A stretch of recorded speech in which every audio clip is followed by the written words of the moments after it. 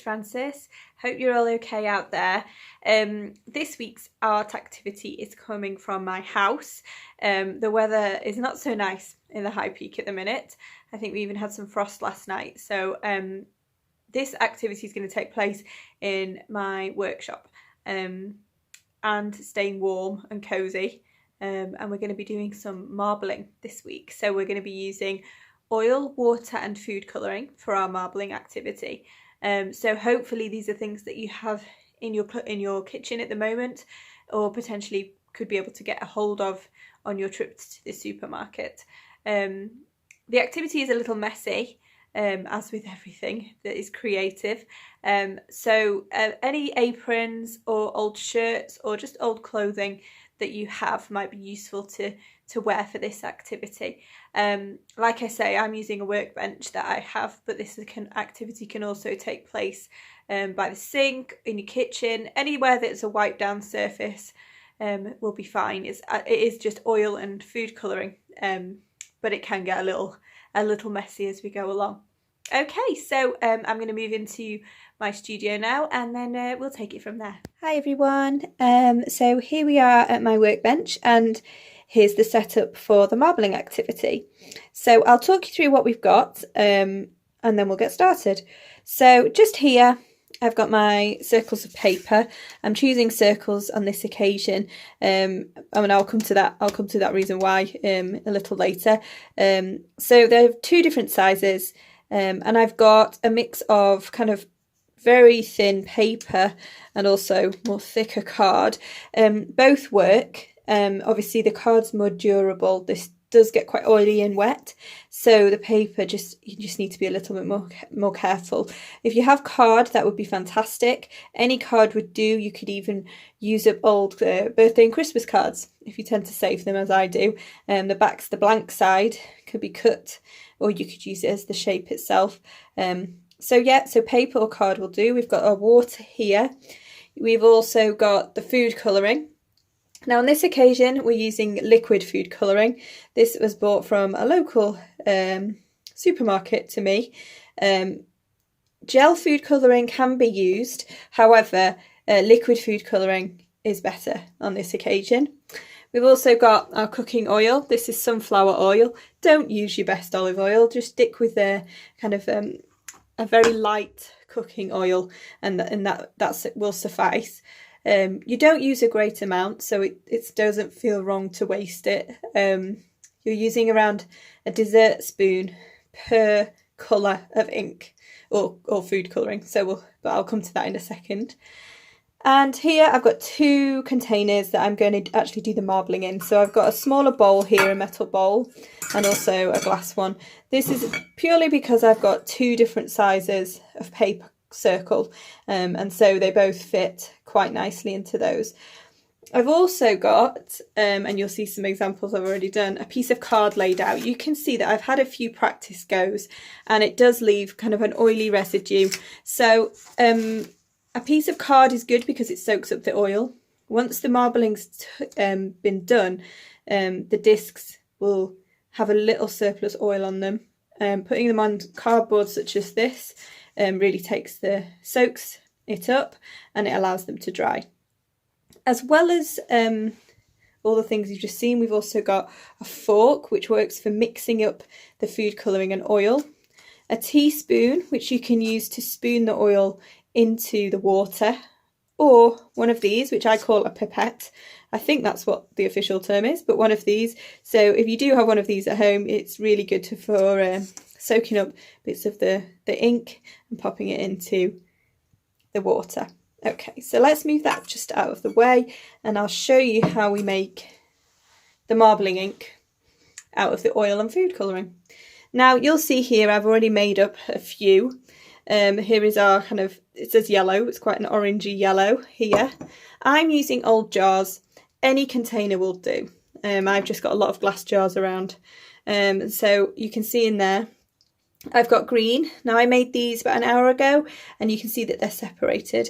Now it just takes a little bit of mixing for them to bind together. They never bind perfectly. The food colouring, it appears to be water based, so it does separate slightly, but while we're actually doing the marbling, it binds together quite well. And then I've also got a black, which I thought was quite bold. I don't have loads of colours in. This is all about using what you've got in the cupboards or what you can get hold of at the moment. A lot of people seem to be baking, perhaps not making marbling with their food colouring, but it does seem to be hard to get hold of at times. So let's make our orange. So I've got my jar here. In terms of measurements, it's approximately a dessert spoon of oil and a dessert spoon of the food colouring. So just pour that in quite easily like that. And I just need to open my food colouring, so just give us a second. Okay, so there we are, the lid's off. You can see it's a really bright, beautiful colour. And then we just pour that in. And you can see there, it does separate slightly. And that's when we use our fork, just to whisk it up nicely. Obviously, a spoon would work, any kind of stick, but the fork seems to kind of really bind it together. Okay, and then just remember you've got your card there for letting things drain off, and then just replace the lid. Don't want any unwanted spillages. Okay, so let me pop those there. Now, I think I will show you one of the smaller discs first. So just take your bowl. Obviously, a washing up bowl is perfectly adequate, obviously, and if you've got a few people doing it, it will get less misty as quickly. By misty, I mean the ink starts to blur the water, so it becomes less sharp. No less effective, it's just a preference. You might not like, you might want to keep the colours very true. Okay, so let's go with the red. So we take a little bit of this and then just pop it into, there you go, and you can see it sort of sits on the surface. Some holds together more than others actually, but this is why it's quite fun. It's interesting to see how different inks respond and what we can do there. So you can see the globules are just sort of sitting on the surface. So I think for a first go, we'll stick with orange and green. So I've got my disc of paper. Well, actually this is card. So you'll see how the card behaves when we lay it on. So here we go. Quite exciting. So just pop it on the surface there. And if you want, you can press it just a little. You can start to see the ink is attaching to the paper. Keep calling it ink. It works just as well as any marbling ink I've ever used. So there we go. And we turn it over and you get a really beautiful effect. Now this is the first one, so you can see that it's very sharp and you can really see the colours are very defined. So it looks quite bright. Now as we go along, now you can see the orange has pretty much disappeared from that now. So let's try, let me have a look. Let's have a bit more green because I really like that and it seems to sit well. I'm using my pipette this time, so we just plop. There we go. You're getting really good globules there. And let's go back to the orange. Obviously this is going to be a bit darker. And even, let's have some yellow. Now, sometimes you think it's going to work and sometimes it doesn't, and that's fine. Again, like with everything we do, it's all about experimentation, seeing how it changes, how it responds. So let's plop the paper just onto the top there. And again, you'll see the ink starting to come through. And this is why the card is really good, because it really holds its shape. Let's have a look. We can pop it on both sides. And this is where it can get messy, but that's what I kind of like. So let's have a go. Okay, so we're really seeing the orange is quite powerful in this one. And let's put that. And now the water's gone a little misty, but that's okay. So that's our smaller circles. And then over here, I've got my larger one. And you'll see probably a little bit more detail. So you can see here, I don't put loads of water in. It's just about playing around really and seeing what you like. It just needs to be a layer in which the ink can sort of rest. So lots of orange. Sorry, yellow. Lots of yellow this time. Let's empty that out. Let's have some of the green.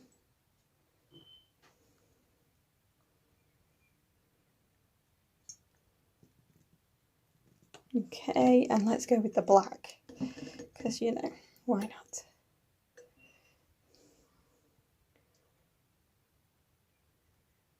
Okay, look at that. So it really looks quite effective, just like that in the bowl. Okay, so let me get my disc of card, and let's lay it on top there. There we go. And I might lift it out a little sooner. Okay, there we go. That's fabulous. Let's lay that out on here. Okay, so you can see there that we've got the black on there just at the top there. You can see the oils repelling the ink and the water, so it creates quite a nice mottled effect.